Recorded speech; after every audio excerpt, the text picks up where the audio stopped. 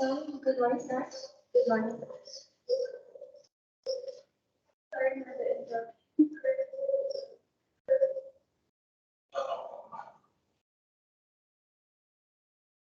Okay, good morning. So today we would like to present our presentation about analysis regarding the comparison of the revenue and expenditure cycle between trading and services.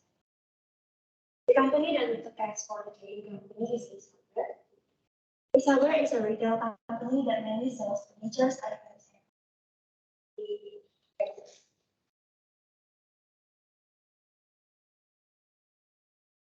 And for service company, which is Maxim is a transportation order service company. So this is the table of contents of today's presentation. The first one is revenue cycle, the second one is expenditure cycle, the third one is RSPU, and the last one is calculation from us. December and Maxim. The first one is revenue cycle. Revenue cycles include sales order entry, billing, cash collections, and shipping.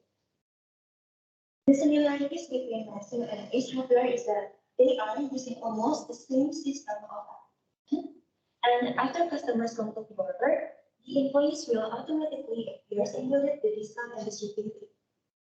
The only differences between Maxim and Ace Hardware is on the order of the cash collections and shipping. If Ace Hardware requires the cash collections to be done before shipping, Maxim collects the cash after the shipping process and can be done with cash on physical. While in Expenditure, they can only use online transfer, e-commerce, and credit.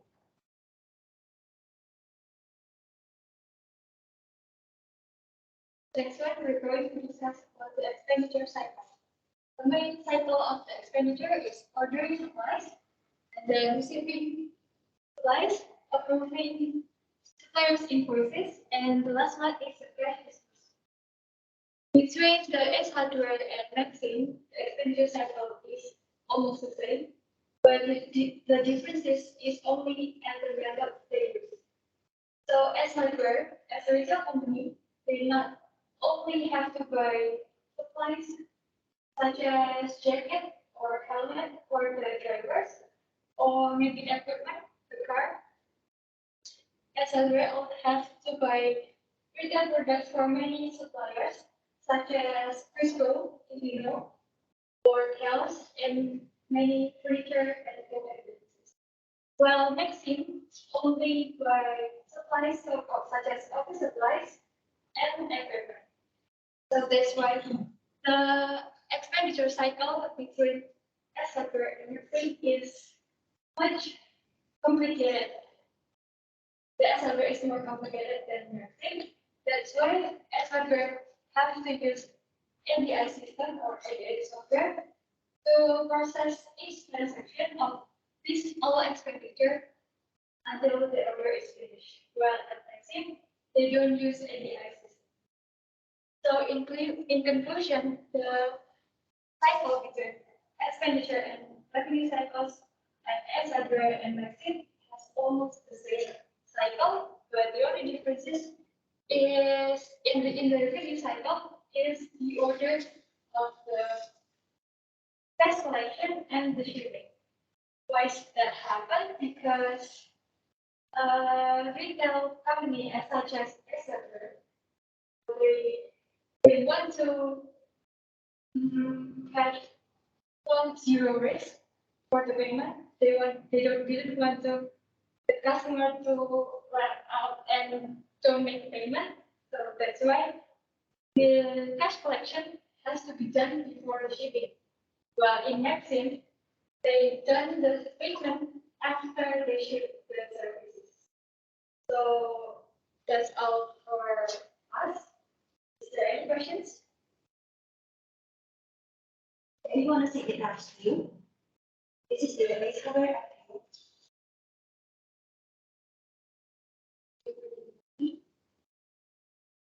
You can see this.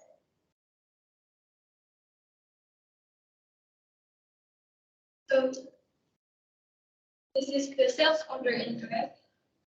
You search the products and you choose the shipping methods. And the second one is the invoice will come out and you have to choose the payment methods. The next one is the example of the invoices. The next one is like that when you choose you want to order the car or motorcycle, and then you will count the driver that you said. So when you're the payment, how much it costs, and you put your address there, and then the driver will pick up into your location, to your destination.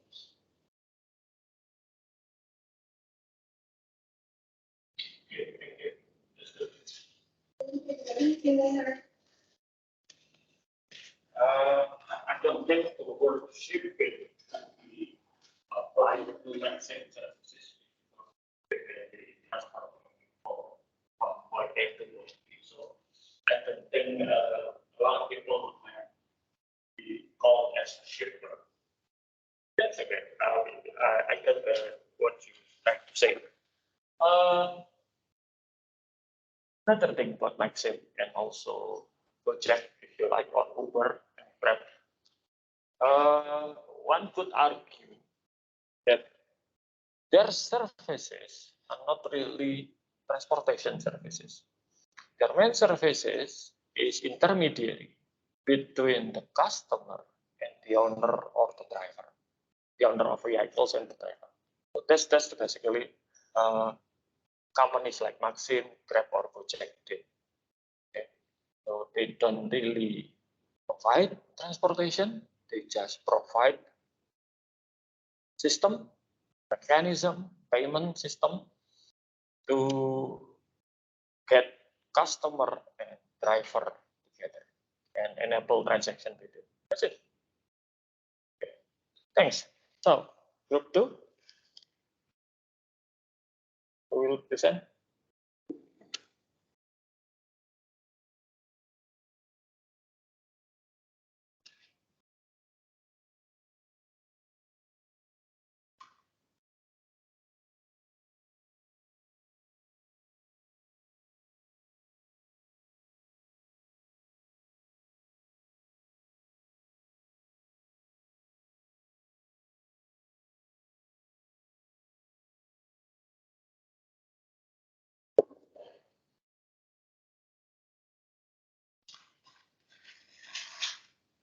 Okay. Then we will proceed on our group 2 about this presentation. If we go to the next one.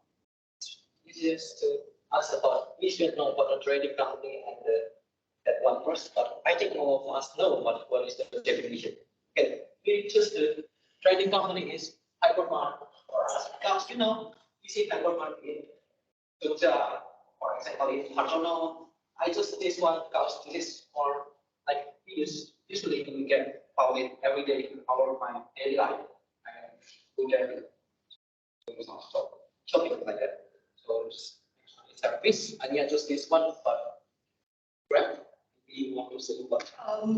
The reason just because, as we know, we usually use the service company like for ordering food or take us to some kind of destination that we need to go. We go to the activity. So here is the activity for hypermarket. First, I will start the revenue cycle. The revenue cycle for hypermarket is sales order and ATS, billing, cash collection, and shipping. But I will give you some video that I took from my smartphone about how the sales order and billing in this video.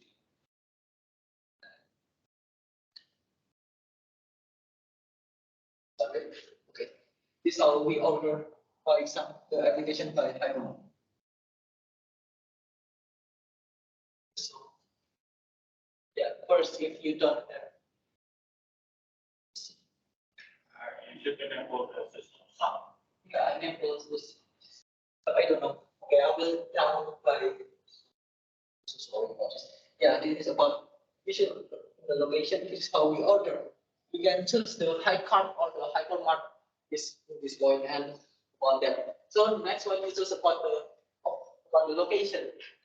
Where is the target or destination to be delivered the product? Yeah, you just enter your destination, and after that you just do have a market you want. As destination is how you the order.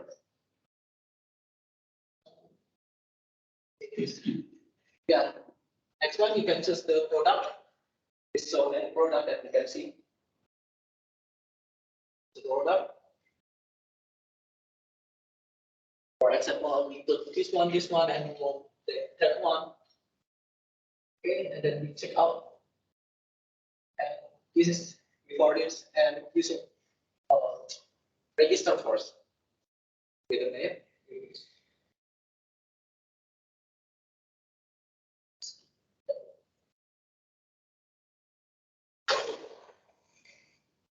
Yeah, you will register first. After that, and you should input the destination about your target. The before this one is not the destination target. Is where is the hypermarket is nearest by your location that you want. You will deliver about it, and you will about the address, name, phone number, and others. This is the next one. And this is the payment. Yeah, this one you can see there's like photo, and you can see your show what you order, and after that you can use the payment method. What the payment method you want? There is all online method like Payroll or another else. There's one method. No cash method here. Okay, the next one. After that, you should pay in this one. That's found the sales order and billing. And I cannot give you the example how to cash collection and the shipping because this will take 2 days, and I hope I will complete one. This is one. Go to the next one. And next one is Grab revenue cycle. The Grab revenue cycle, I think, is the simple way. This is sales order. In sales order, there's like you should input the destination where you want to go, and pick up point. In this video, I think you can see the sales order. I don't know what the there is no order Grab. I think all of you know how to order in the Grab, but I think it's more about how to order. For example, Grab. Yeah, it's about the protocol. Where you want to go, the destination that you want, and after that you pick up point where you want to be picked up. This is a sales order. Based on payment method, you can use it the online method or use it cash. This is the sales order to proceed. And maybe after that they will fill it you. Maybe like this is the billing, and then next one they shipping you, and the last one is cash collection. Why the cash collection? Because the payment method they cut your overpoint or the cash give after the shipping is. So that's why there is so low. And it is this is the comparison between them. So from this we know that from the activity sales order they are very similar, but the difference is the first one is in the order. They order about the tangible product. The second one we know is we cannot see, like for example, we cannot see about yeah, like that, and the payment method. Next one is about the activity. There is different the activity, and as you can see in this one, the shipping is the activity here in Grab one in hypermarket is last point.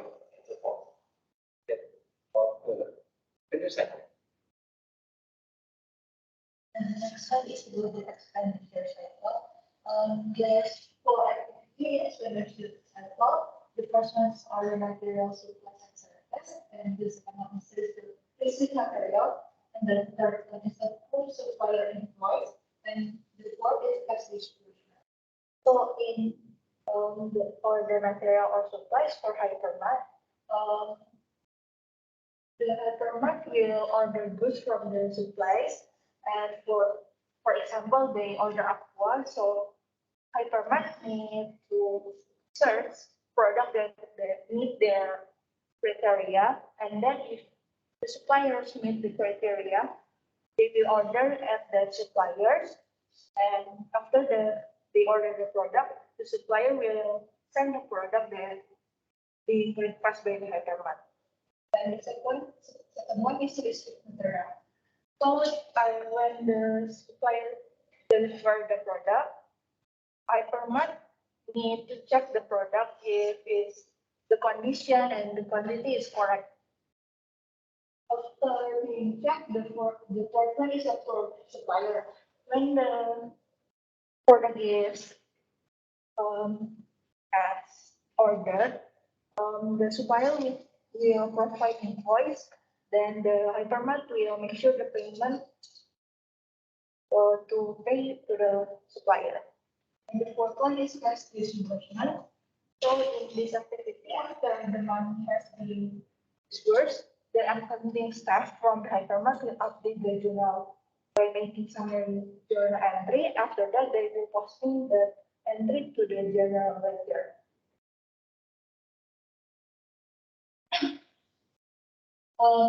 This is the expenditure cycle for Grab. The activity is similar with the hypermart, like order materials, is material, approve supplier, and cash disbursement also. So for Grab is the example is like the jacket or helmet. So the Grab will order the helmet and jacket from some supplier, and the supplier will ask for some information like the quantity or the other information. Then after the order is being approved, then the supplier will deliver the product to Grab. And when the material, when the Grab receive the material, it needs to be checked like the quantity, the condition, something like that. When the product is correct, the supplier will send the invoice to the Grab, then Grab will make the payment to the supplier. And for the cash disbursement, it's in the hypermart. So for the comparison is one like in the complexity, like for hypermart is more focused to the product, it's different from the product. And the other one is in sales order, like for hypermart, they need to place an order for the inventory. Then the inventory and the order need to be matched first, then so the order can be closed. The question is, you can see that from this one, the expenditure cycle and revenue cycle. You know that the revenue cycle is at zero there, but in the expenditure there at the same level. Yeah, like you can see that. But the different expenditure cycle, you can see into the complexity. That's our estimation. So, column specific for hypermart quickly. If X price is good, Okay, yeah, it's the same thing. yeah, Of the sometimes next thing. if I order in line, please test it. That's right. Thank you. Okay, so please.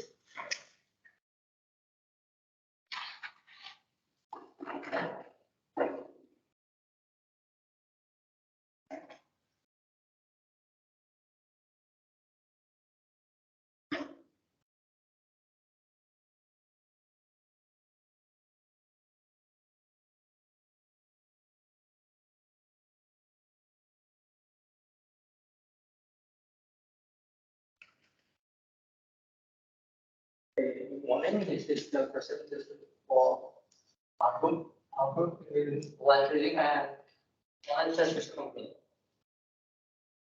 First, we need to know what is trading and service company. Trading company operates by buying and selling goods to the customer. Next, the customer to get product that they want. And service company operate by selling their services, so you do not have any physical products to sell to their customers. And the company that we choose is IKEA and Traveloka. IKEA is a business that is primarily focused on the furniture industry, and Traveloka is getting our travel agent that sells our services like hotel bookings to customers. Other than sales order entry, billing, installation, and distribution.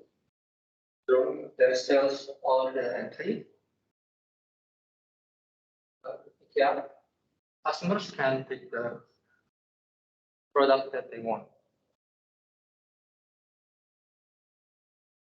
Let me give you a direct example. You can buy a product. After that, you can proceed check out. But before that, you have to choose the delivery method.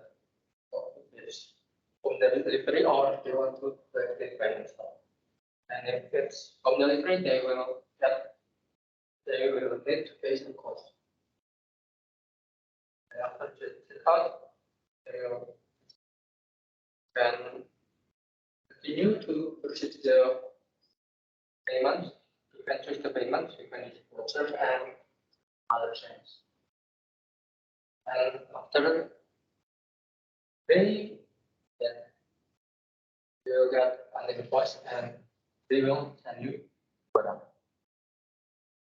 And next for Traveloka, you can look at their selection of services. The right one for you and what you want. Like you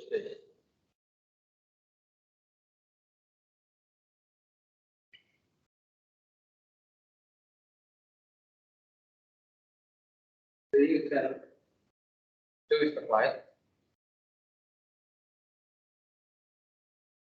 and put additional items to your purchase.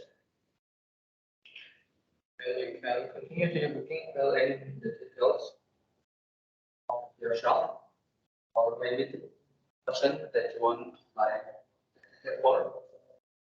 And they will ask you order something that you can check for choosing your payment method. You choose your payment method, and then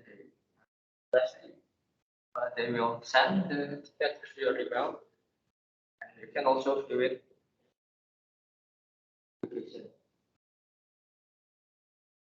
For the expenditure cycle, for IKEA, the ordering materials and services, the shipping and rail supplies and services, approving suppliers invoice and cash.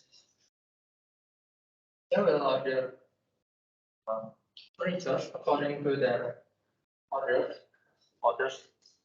what kind of furniture they want. Suppliers will then make the product and send the product to IKEA, the cost.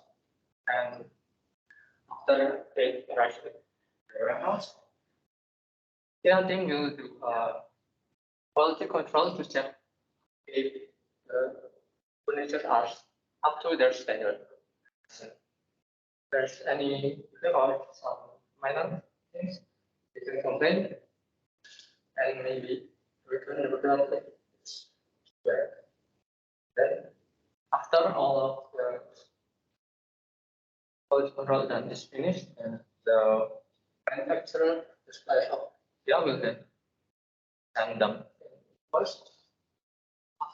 After sending them invoice, then the job people will check if the invoice matches with the product. After checking if it's all matched, then IKEA will pay. And for Traveloka, our group was decided whether Traveloka has an expenditure cycle or not. Since Traveloka doesn't have any goods that is consumer to operate the data center. But maybe if you want to consider all things that are used for the operation of the company, can use the purchase of their servers. Traveler can order servers to company. And the server company will then send the products servers and then install them to the server room that travel has. After all of the installation is finished and the service is completely running, the server company will then send an invoice to the travel team, and travel team will pay for the service that we have. For the comparison between the two companies, what is the shipping method? Traveloka is a service company that doesn't have any physical goods, and GA is a trading company that does have physical goods. So GA needs to send the goods physically that can cost some money.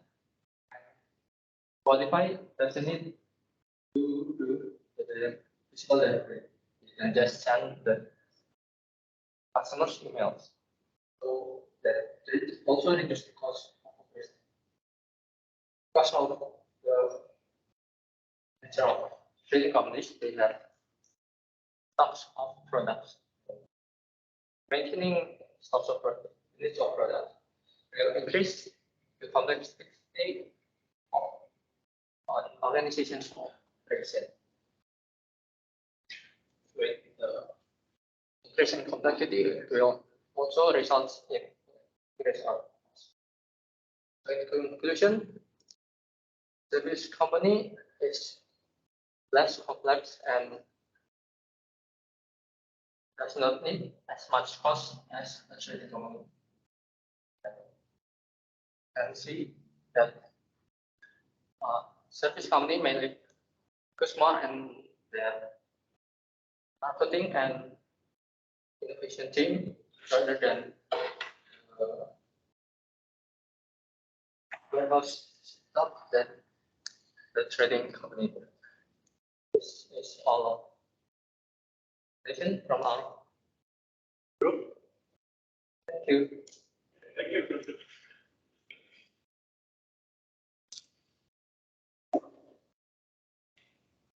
So that's interesting point that you mentioned about the service company probably did not require as much cost to operate. Well, if you look at all things equal, that's probably true. But again, service is not cheap. Okay. If you want a good service, it will cost you quite a lot. For example, if you go to the doctor, that's a service. Okay. And how much it costs now to meet a general practitioner or a specialist? How much it costs just to get something to be done by the doctor? If you go to a hospital, for example, they will itemize all the costs for your visit, and you can see that plenty of them are quite expensive. Well, being a doctor is expensive. You know, you just, if for you, for years of university and you graduated, bachelor in accounting, that's it. Or probably you need to take like 2 years of accounting course to be the certified accountant, you know, take the exam. But for doctors, that's not so easy. After they finish their undergraduate degree, they have to go through internship with the hospital and then apply for doctorate. I don't know what it's called, but it's license to practice. Then they need to get specialization, which is another 4 or 5 years.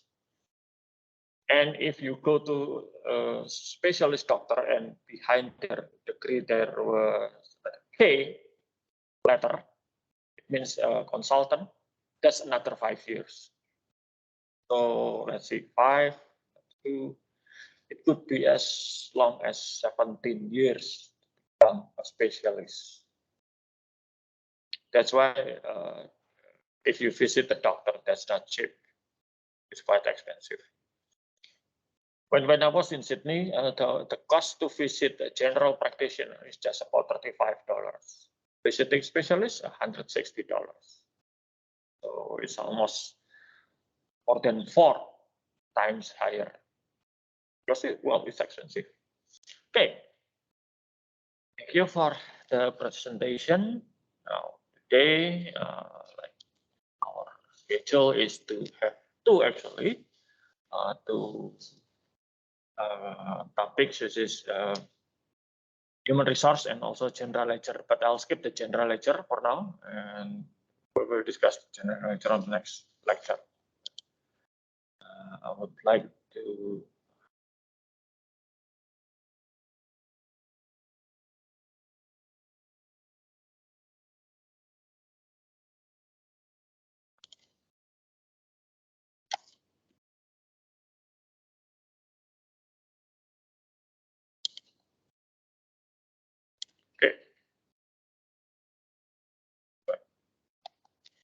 okay, human resource. Uh,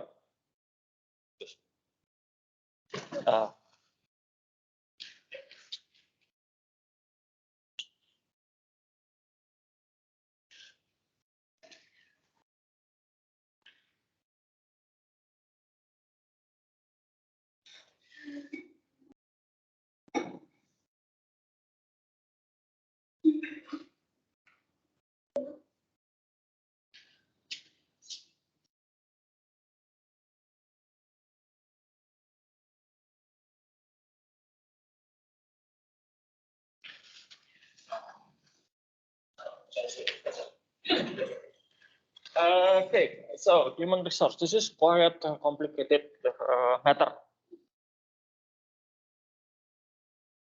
If we look at human resource as only payroll activities, then it should be included into the expenditure cycles. You pay some money to somebody, and they'll give you their time and their expertise and their skills for the company. That's it. But it's not that simple. Okay. Humans is a quite complicated matter for anything, starting from personal level until corporation level. Say, let's compare it to the typical expenditure. If you buy a car, for example, you buy a car for, say, the president of Indonesia, okay, and by some miracle mistake, you bought Avanza, for example, for the president of Indonesia. Okay, and obviously that was the wrong car for the president because president need protection. So if you buy the wrong car, that's easy. It's either you allocate that car to other department, or you can resell the car, or you can return the car.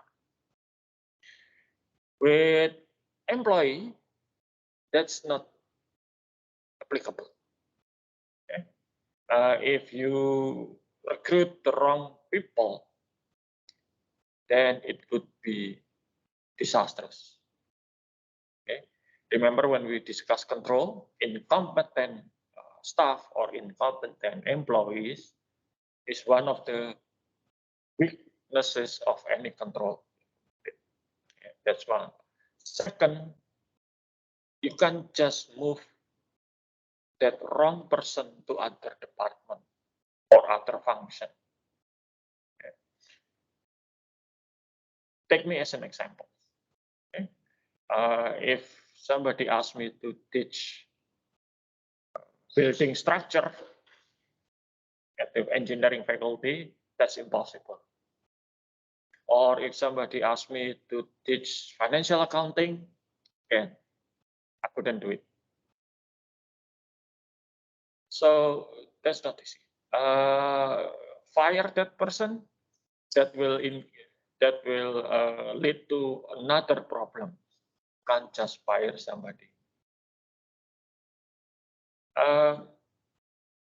The process of firing an employee is quite complex and long and arduous process, even when both sides agree. Okay. A few years ago, one of my wife works as a salesperson, so one of my wife's staff, a salesman, he often have to travel visiting customer using motorbike. He had stroke. The stroke is not really fatal. It means, well, it's severe, but it's not fatal. He's still alive, I think. Last time I heard that he's still alive, but that's a few years ago. It's just that it's impossible for him to ride motorcycle again. He still can move around the house, but the doctor will not allow him to operate any vehicles or heavy machinery. So he asked my wife as the immediate supervisor to be terminated. Okay. The difference between resignation and termination is if you resign, you usually won't get not anything. But if the company terminate your employment, you will get severance package, like I think at least 3 months worth of salary. Okay.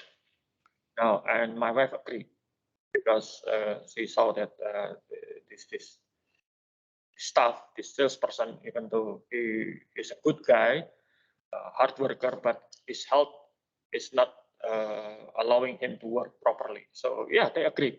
And then my wife went to the human resource office. They also agreed, and then they arranged everything. Even with that kind of situation, it took almost a year to finalize the termination. During that time, that person still went to the office, but he was bound to desk duty. Okay, not allowed to go in the field. If you terminate somebody's employment and he or she fight back, that will be nasty. The government, the Office of Workforce Ministry or Employment Ministry, they will get involved. Okay, and regardless of who's wrong or right, those kind of cases will hurt companies' image. Okay, you know how it works with social media nowadays. Okay, now let's see what's the. So these are the processes that happen within the human resource management cycles. First, you need to recruit and hire new employees. So human resource management consists of two main activities. The first one is administrative. It means dealing with paperwork, dealing with documentation, dealing with regulation. Okay, that's the easiest part because everything is already available. Just follow the procedure. But the second part of human resource management, the most important and also the most difficult, is organizational and human development. Like for example, it's easy for us here to hire and recruit new lecturers, but what for? Do we need more lecturers in financial accounting?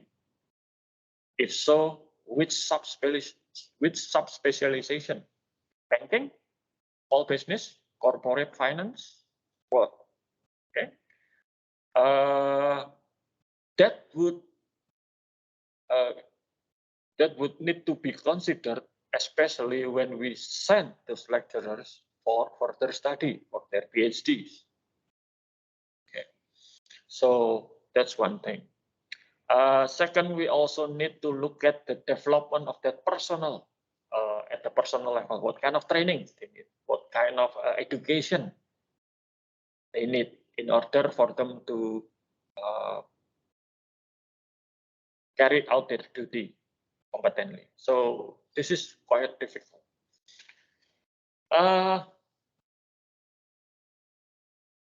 In reality, after you graduated later with a bachelor in accounting degree, and you can find a job if you decided to work for somebody else, not becoming an entrepreneur. You will be lucky if you can find job in accounting. Doesn't mean that the job in accounting are so far and few, no. But sometimes our education background has nothing to do with our job. Okay, let me give you a few examples. First, my own brother. He was a trained psychologist. He graduated with bachelor in psychology. He went to get his master in psychology. He works for human resource office for a company in Jakarta for a few moments. But then nowadays, he make a living by selling batik in pasar, in Beringharjo market. He also cook, Chinese food, or accepting order for Chinese food. My wife graduated from Atmajaya with accounting degree. Now is a sales manager. Nothing to do with accounting whatsoever. One of the, I think he was a vice president. I'm not sure his position, but it's quite high. This is the person who design, recruit, and hire new talents. Not only new employee, but also people in higher position like directors and upper management levels. They call it talent acquisition or something like that in Maybank. Okay. The person who is responsible for this function in Maybank, his name is Danang Yandri, and he graduated with Bachelor of Engineering from engineering faculty. So currently his job is not dealing with concrete or building, but dealing with human.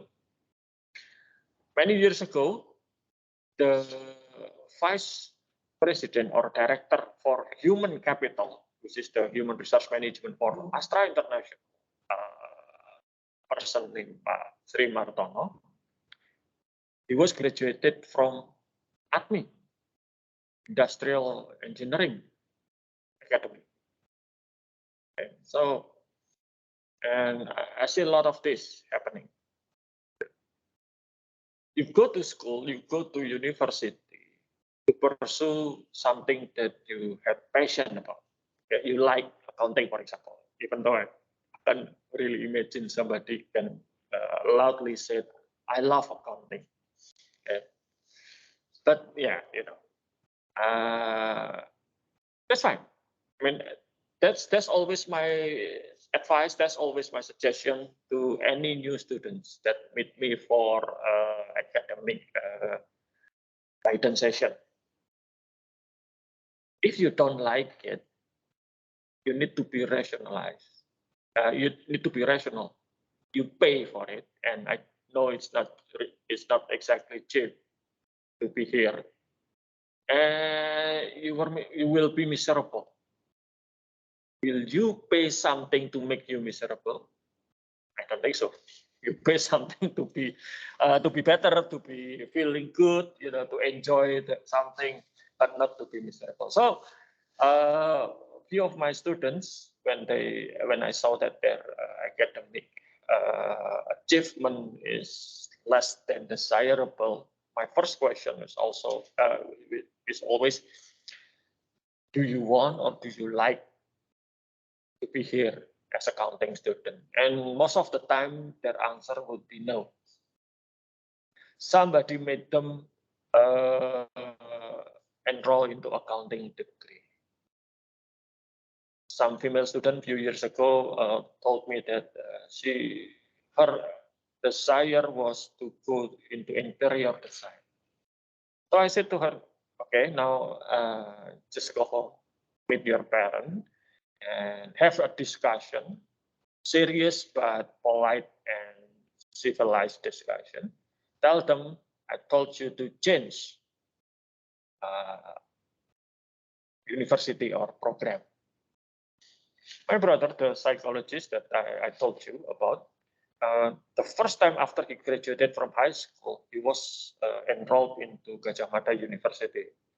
He was the only one from our family that was accepted in state university. He was accepted at biology faculty, and his life was miserable for a year. His GPA is less than 2.0. So I told him, do you like it? I mean, if this is the case, then you will be dropped out after 2 years. And he said, no, he didn't enjoy it. But he was afraid to ask our parents to change. So, I volunteered, okay? And I told my father and my mother at the time that, look, he got to go. You'll spend money unwisely just to make your son miserable. So he changed university. He went to Sanata Dharma for psychology, and he enjoyed it. Okay. Another example, one of my students, again, is quite miserable, and he told me that he used to want to enroll into management program instead of accounting. But his parent, back in Pekalongan, told him, if you want to go to management program, just stay here. We have management program in Pekalongan. I don't know which university. But if you want to go to university in Jogja, you have to take accounting. So it's just like bargaining. Again, miserable. So yeah, that's the reality. Okay, so if you are not enjoying accounting, and this is your second semester, right? It's not too late to consider an alternative. Okay. Well, yes, it may cost you some, your parents some money, but that's what we call in accounting as a sunk cost. It's already happened, and if you insist in keeping it, it will cost you more. I know a case a few years back that some parents forcing their son to go to I think it's economics degree or something. Okay, so yeah, he finished that, and after graduation, he gave the the testament certificate to his parent.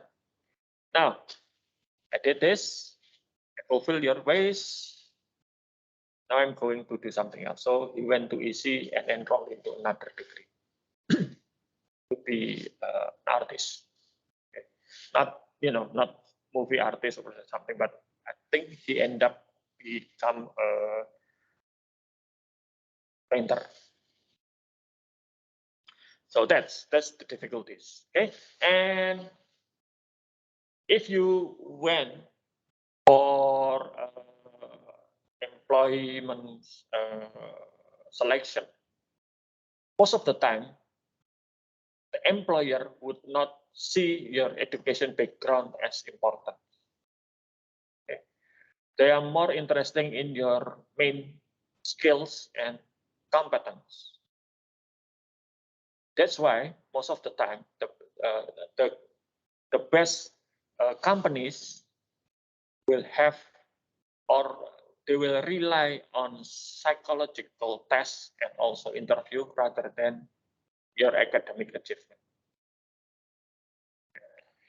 With psychological tests, they could find out your psychological profile is not really this measuring your IQ because it's useless, but measuring whether or not you're suitable for the role that you will that you apply to the company. For example, if you have say temperamental behavior, you will not suitable to be kindergarten teacher. Okay. But if you are soft, you felt empathically to other people, debt collector is not your calling.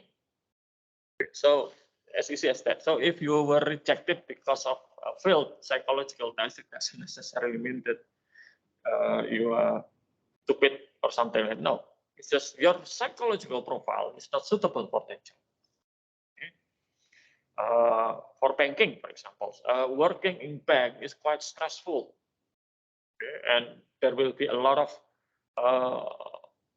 overwork, over hours, and staying in office. Ernst & Young, one of the big four accounting firm, few years ago, long before pandemic, they usually recruited about 400 or 600 fresh graduate with accounting degree from many universities. But those number will be reduced to more than 50% after 6 months. Why? Because the work as accountant or auditors is not really easy. You can spend your night in the office just to get the work done. Okay. So that's recruit and hire new employees. Okay, I said to you that most of the company doesn't really care about your educational background. Okay, GPA is good. If you have high GPA, that's good, but that's not the most important part. Most of the time, GPA is administrative requirement. It's just a tick box. Are you higher than 3.0 or not? If you higher, then okay, you can go to the next phase. No, I'm sorry, rejected. Okay, so if you have high GPA, more than 3.5, that's good, congratulations, but that's not enough. Okay, so again, after you a potential employee has been selected and recruited, they will get into training. If you want to work for a company, go to the job position or application that titled as management trainee, officer training, or something like that. Because that's the way the company trains you. So, for example, Danang, I mentioned about you. When he graduated from Atmajaya, his GPA less than 3, 2.9 something. So at that time, only 2 companies willing to consider and accepting his application. First is Exxon, and he will be placed in Duri in Riau, in their field. Second is Astra International, and he will be placed in Jakarta. And he said to me, I picked Astra because it's Jakarta. He was from Lampung. His parents migrated to Lampung when he was a child.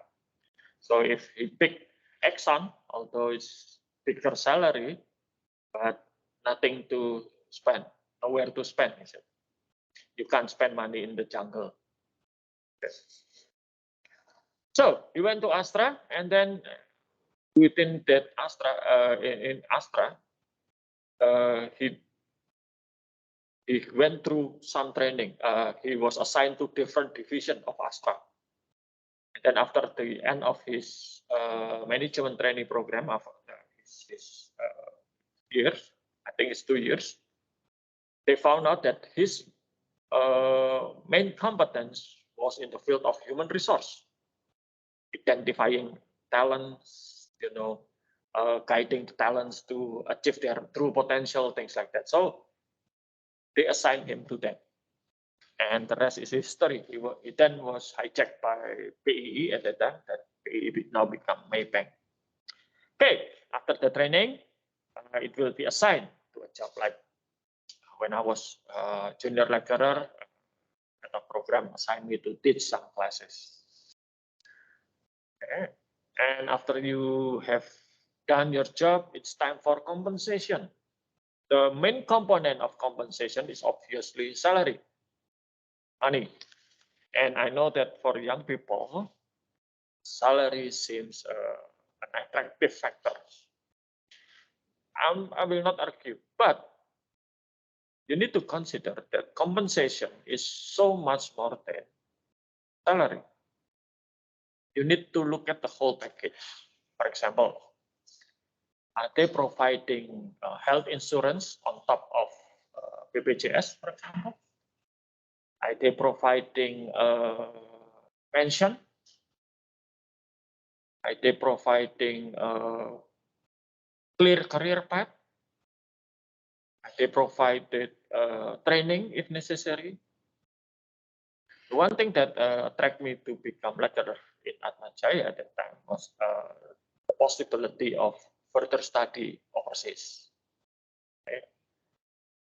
I would not be able to afford going overseas for study if not for Atmajaya. So that's another factor. Insurance, incentives, for example. About career, can you one day reach the level of top management, for example? In family-owned company, unless you are the family or you're marrying to one, it's very difficult to rise your career and reach the position of top management.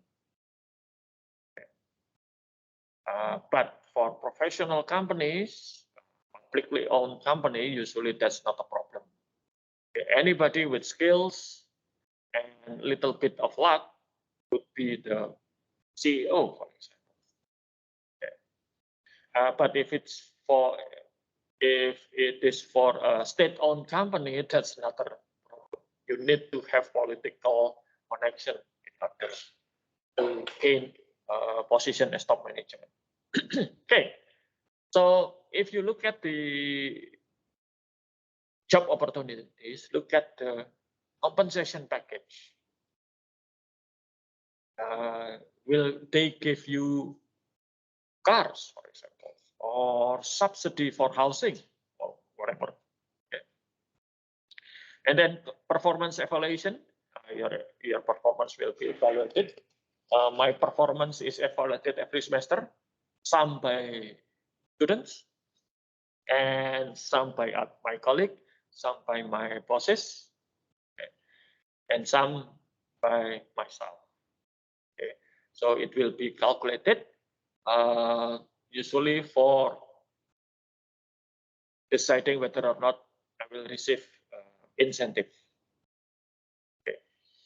And that's also applied to another company as well. And after sometimes working for a companies, an employee would be discharged, either voluntary, resigning, or involuntary, like retire, die in the middle of your job, illness, or forced termination because you make mistake or somebody caught you committing fraud. Okay. What's the general issue in human resource management? For recruitment and termination, that usually happen only once. Okay, but for any others like trainings, job assignment, compensation, and performance evaluation, it should happen as much or as many as possible regularly, preferably, especially compensation. Okay, so what's the general issue here? Like I said, there are two, the last two here, number 4 and number. This is the, in my opinion, the highest risk or threats faced by. hiring unqualified or licensed employee. Unqualified, it means he or she could not do their job properly because of incompetency or lack of skills. Licensed means dishonest company. Dishonest employee. Okay. Violation of employment law, overtime, unpaid overtime. You are not allowed to take leave, unpaid salary, abusive relationship in working environment. So, like a few years ago, when my wife working for another company, she worked for us. So this is what challenges people that when she has to pay the employee. So there are two types of employee at that time. She worked for a company, but they pay based on their attendance. Another, they were paid based on it's like a batch. So, for example,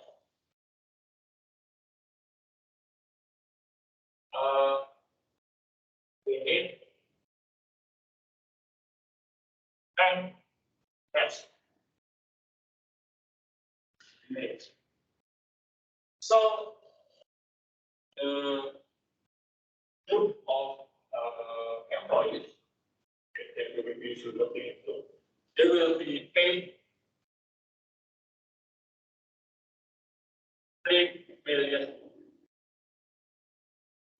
each when they finish the stack. That's on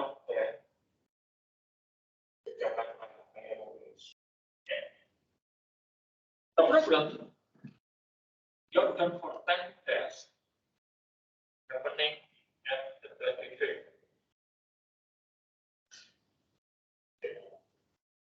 Say they need to be paid every first day of that month. But because they will fetch on them, they only being paid after they finish these days. On the first day of next month, this group of people will not get paid. However, that's in violation of labor law. So they need to be paid at least same amount as minimum wage. So my wife have to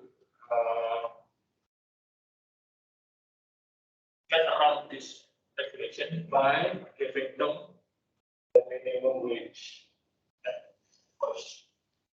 And the rest of this will be paid after they finish. So the Ministry of Work and Ministry of Employment, they have certain rules on when and how the salary should be paid at certain dates. Remember the holiday bonus, THR? We just passed that. It has to be paid a week or 2 weeks before the actual holiday. Okay, and that's regulation. And if a company want to pay later than that, they have to apply for exemption. So that's another issue. Another issue for human resources is fictitious employee. So there is the data for that employee. There will be all other information regarding, and even there is a payment for that employee, but that employee doesn't really exist. So somebody receiving the payment for that employee. Okay, it need to be checked carefully. Okay, so what the payroll cycle activities? First, update payroll master data. Employees' condition will change. Okay, the basic salary of employees usually change over time. In Atmajaya, for example, every 2 years. every 2 years, regardless of my activities, I will receive payroll raise about 100,000 rupiah. It's not much, but it's automatically applied to me every 2 years. And it should be. Why? Because the employee who works longer should be paid higher. So, for example, me and Pak Putu had the same rank. We had PhDs, but Pak Putu's basic salary is bigger than mine because Pak Putu working in Atmajaya longer than me. So that's only fair. Marital status, single and married have different. What do you call it?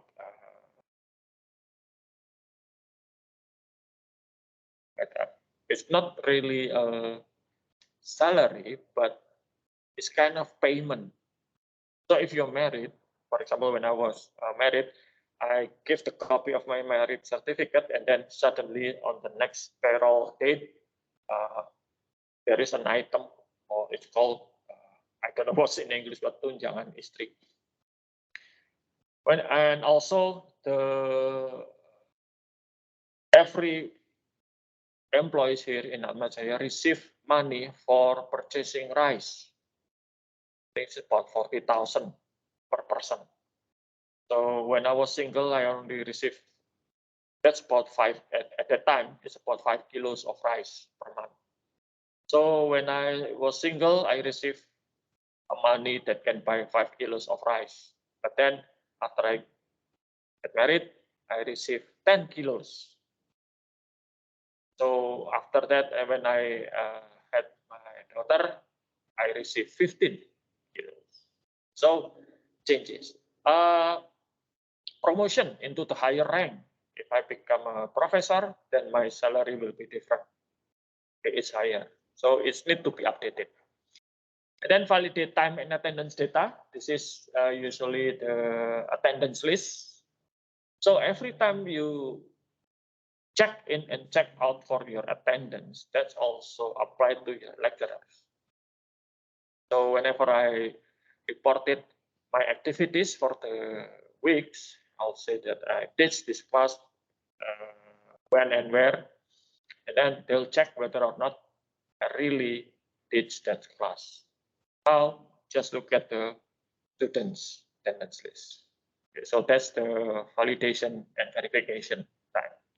Then they prepare the payroll, calculating all the payment and also deduction, and then pay the employees, and then pay the tax and all deductions like insurance premium, perhaps BPJS deductions, and any other deductions. In Atmajaya, like I said, although it's not the biggest salary in the world, but it's complete. Okay, I have decent salary as a lecturer. When I get sick, they get Atmajaya give me money subsidy for visiting doctors and buying medicines. If I have to go to a hospital and stay in hospital, they'll also support it with some subsidies and also health insurance. If the lecturer wants to go study overseas or any university in Indonesia, it will also being paid. Okay. So yeah, we had pension. Okay. Both BPJS, kesehatan and tenaga kerja. So it's complete. Okay. If you're single and still young like now, it probably won't matter for you. But if you have family and also closer to retirement age, like some of the lecturers here, that really means a lot. Okay, so what's the threats for updated master data, valid time attendance, and prepare payrolls? Inaccuracy for all those data. it's either unintentional or intentional. Okay. Unintentional means there is an indication for fraud. And also errors in processing payroll. That happens a lot in the old days, especially if the bank where the companies have the money are different from the employees' bank. That's why in Atmajaya, all the employees has to have open account in CIMB Niaga. So money from Atmajaya's CIMB Niaga account can be transferred immediately to the employees. But now, with the advancement in transfer mechanism in Indonesia, that doesn't really matter anymore. The threats in disbursed payroll and payroll taxes, theft or fraudulent distribution of paychecks, ghost employees. Okay. That's why it's really, again, a good practice in Atmajaya every month when the salary being distributed, not only the money being transferred, but also each employee will receive the payslip that explaining in detail the components and the value of each components of the salary. How much my basic salary, how much I get from teaching, how much I get from being married and having children, okay? Any deduction, my income tax, deduction for insurance, things like that. And at the end, I'll get the net salary. So some other companies, they still make cash payment using envelope.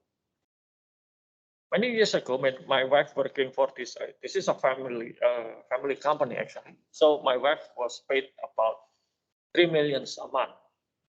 And that's it. Every month, the owner will transfer money to my wife's account. But when it was time for THR, my wife only received 2-point-something million, not full 3 million.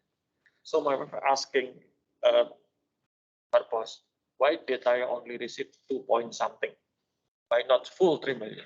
And the manager said that, well, your basic salary is not 3 million.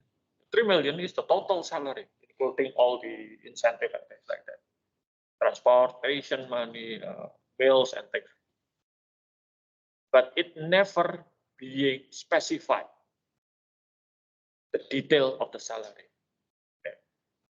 I can show you my salary details, but I haven't had time to, covering the amount. Not I'm being ashamed, it's just, it's impolite. But that's a good practice. Not only you give the salary, but also you give the information of the detail of that salary. That's the telltale of a good company.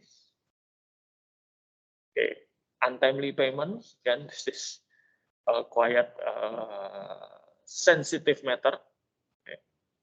When I was working for a startup as finance manager, it's often that we didn't have sufficient cash to pay all the employees.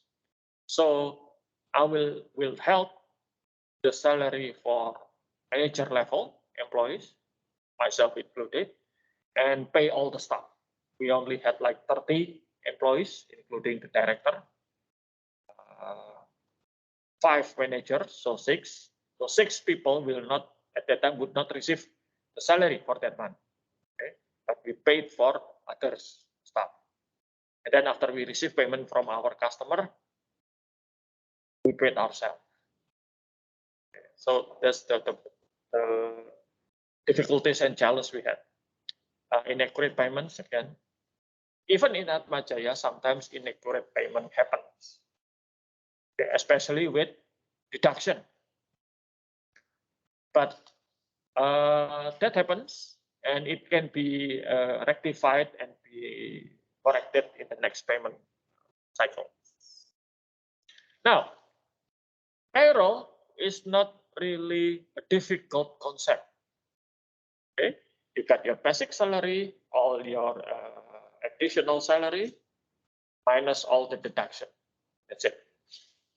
However, the item for each category could vary a lot between companies. And when it involving a lot of employees with different details, like some lecturer here has 2 kids, another unmarried, another widowed, things like that. Just making calculating salary for each employee is a tedious job. It requires full concentration not to make mistake. So a lot of enterprises, big companies, will ask somebody else to process their payroll. They just give them the data, let them calculate the pay salary, and then give them the money to pay. Not because it's difficult, no. It's just so tedious, and you need to do it properly. Otherwise, people will get mad. Salary is not the most important thing, like I said. Up until certain level, especially after you can secure your physical needs, salary doesn't really attractive anymore. Okay. I had a friend back when I was in school. He works for Microsoft in Australia at handsome salary, but he willing to sacrifice that and move to another city that, well, let's just say less metropolitan and having more than half salary compared to Microsoft, just because the new organization have the new technology, so he want to play with it. So salary doesn't really matter. Okay. Now I'll go into the discussion about health insurance. We know that Indonesia right now implementing BPJS Kesehatan. This is a concept called universal healthcare. Okay, so universal healthcare can create or increase productivity. Why? If you are insured, you will feel safe doing your job. Okay, and then you can concentrate more on doing your job rather than worrying about something else. What if I get sick? What if no? That will be covered. And also, with BPJS, it's also reduce the possibility of, well, not the possibility of fraud per se, but the reason to commit fraud will be reduced. Many years ago, before we have BPJS Kesehatan, if somebody get caught with fraud, they can use the reason that I did this to pay for my family, my child, my wife, my husband, my parents, because they were sick with severe illness. Nowadays, with BPJS, that doesn't apply anymore. Get cancer, BPJS will pay for it. Stroke, BPJS will pay. Need to have your heart open, the government will pay for it. So that's a good thing. Okay, that's why I push this concept a few times today that you need to look at, if you apply for a job, you need to look at the compensation as a whole package, not only the salary. You can spend your salary for a lot of things, especially in your youth, and forget about saving for your, for rainy days. But with insurance, that can be prevented. Okay, that's it for today. Any question? Alan, you have question back at home?